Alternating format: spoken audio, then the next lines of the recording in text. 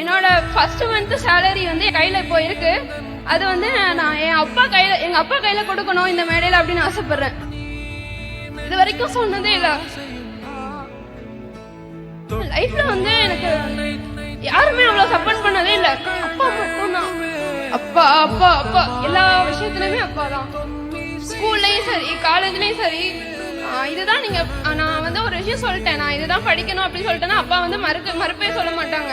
நீ படி, நான் படிக்க வைக்கிறேன், என்னால முடியும் மட்டும்தான் சொல்லியிருக்காங்க. ஸோ அப்பா வந்து எனக்கு ரொம்ப பிடிக்கும். இந்த உலகத்திலே யாருன்னா வந்து அப்பா மட்டும்தான். ஸோ அப்பா அம்மா தங்கச்சி இவங்க 3 பேர் தான் என்னோட லைஃப் ஃபுல்லாமே. ஸோ அப்பா வந்து நான் நல்லா பார்த்துப்பேன். ஒரு பையனா ஒரு பொண்ணா எல்லாமே இருந்து அப்பா வந்து அப்பா வந்து அம்மான்னு தான் சொல்லுவாங்க என்னைய தங்கச்சியும். ஸோ வந்து இன்னொரு அம்மாவா என் அப்பா வந்து நான் ரொம்ப நல்லாவே பார்த்துப்பேன். ஸோ அப்பா வந்து எதுக்குமே கவலைப்படக்கூடாது. ஸோ அப்பா என்னோட மாசம் சம்பளம். அப்பா அம்மா கவலைப்படாதீங்க, உங்களை எந்த இடத்துலயும் விட்டுற மாட்டேன்.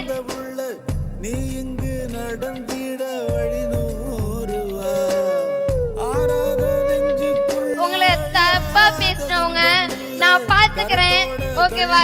எந்த இடத்துலயும் கவலைப்படாதீங்க, உங்களை எந்த இடத்துலயும் விட மாட்டேன். இன்னும் படிச்சு உங்களை நான் நல்லா காப்பாத்துறேன். எல்லாருக்கும் ஒண்ணு சொல்றேன், ரொம்ப ஒரு மனசுல ஒரு விஷயம் தோணுது. நான் பார்த்தது எங்க அம்மாவை நிறைய பேர் ஹெல்ப் பண்ணி நான் பார்த்திருக்கேன். அந்த இடத்துல நான் சொல்றேன், எங்க அம்மாவை நீங்க ஹெல்ப் பண்ணனாலதான் என்னமோ தெரியல எங்க அம்மாக்கு மிஷின் வாங்கி கொடுக்கணும்னு எனக்கு தோணுச்சு. கண்டிப்பா நீங்க இன்னும் என்னை பத்தி பேசதான் எங்க அம்மாக்கு இன்னும் நான் ஆப்ரேஷன் பண்ணணும் அப்படின்னு நினைப்பேன். எங்க அப்பாவுக்கு மேல இருக்க கடன் எல்லாம் நான் அடைச்சு அவங்கள ரொம்ப சந்தோஷமாவும் நான் ரொம்ப படிச்சு அவங்கள நல்லபடியா காப்பாத்துவேன்னு சொல்றேன். ரொம்ப நன்றி. Thank you sir, thank you so much. என்னோட லைஃப்ல ஒரு திருப்பத்தை ஏற்படுத்தினதுக்கு ரொம்ப நன்றி சார். தேங்க்யூமா, தேங்க்யூ. எங்க அம்மாவை கூட்டுற அம்மா அப்படின்னு சொல்றவங்க எல்லாம் இன்னைக்கு டாக்டரோட அம்மா இருக்காங்க, டாக்டரோட அம்மா அப்படின்னு சொல்லும் போதே ரொம்ப பெருமையா இருக்கு. அம்மா இதை உலகத்தையே ஜெயிச்ச மாதிரி ஃபீல் பண்ணுவாங்க. நான் வந்து துப்புரவு பணியாளராக வேலை செஞ்சு அண்ணன் அக்கா என்னையும் படிக்க வச்சாங்க. வீட்டில் மழைக்காலம் அப்படின்னு வந்துச்சுன்னா மழையை பார்த்ததை விட வீடு நிறைய பாத்திரத்தை பார்த்தது தான் அதிகம். ஏன்னா கூரை வீடு நிறைய பாத்திரம் இருக்கும், ஒழுகும். ஸோ அந்த மாதிரி சூழ்நிலை படிச்சு தான் 10th ஸ்கூல் ஃபர்ஸ்ட் வந்தேன். அதுக்கப்புறம் தான் டாக்டர் ஆகணும். அம்மாவுக்கு என்ன ஆசைன்னு தெரியல, அம்மாவுக்கு பிரச்சனையான்னு தெரியல. அம்மாவோட ரொம்ப ஆசை டாக்டர் எப்படியாவது ஆக்கிடணும் அப்படின்னு ஆசை. நானும் டாக்டர் ஆகணும்னு ஆசைப்பட்டேன்.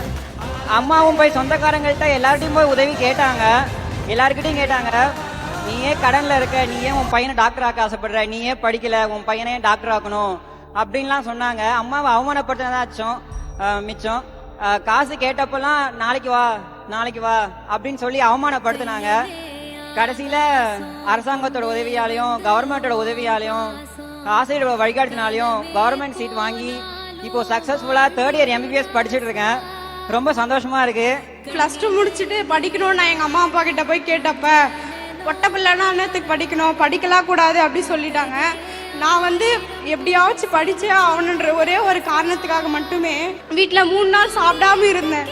எப்படியாச்சும் எனக்கு காலையில் சேர்த்து விட்டுருங்க அப்படின்ற ஒரே ஒரு நோக்கத்துக்காக 3 நாள் வீட்டில் சாப்பிடாம இருந்தேன். எங்கள் அப்பா ஒரு ஆடு மேய்க்கிற விவசாயி தான், எங்கள் அம்மாவும் கூலி வேலை செய்கிறவங்க தான். எங்கள் அப்பாவுக்கும் அம்மாவுக்கும் அந்த அளவுக்கு நாலேஜ் இல்லை படிக்க வைக்கணுன்றது.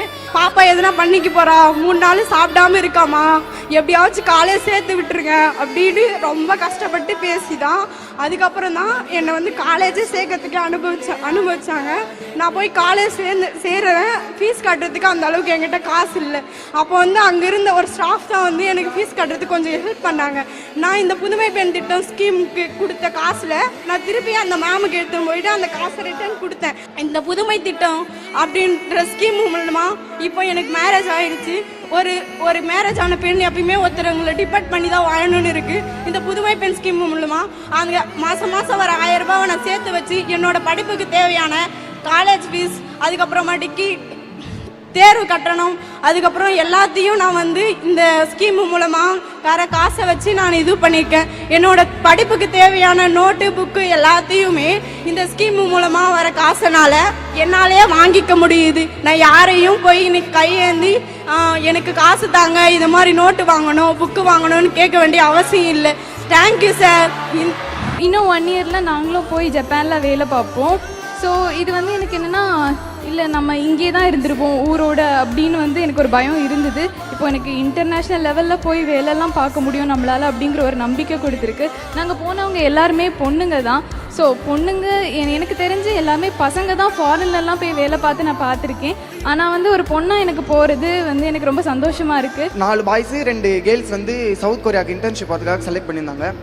ஃபஸ்ட்டு வீட்டில் சொல்லும் போது வீட்டில் வந்து லிட்டராக சொல்லலாம் அவங்க அழுதுட்டாங்க. ஏன்னா நாங்கள் வந்து சின்ன கிராமம் தான், யாரும் இது வரலாம் ஃப்ளைட்டில் ஏறின எக்ஸ்பீரியன்ஸ்லாம் இல்லை.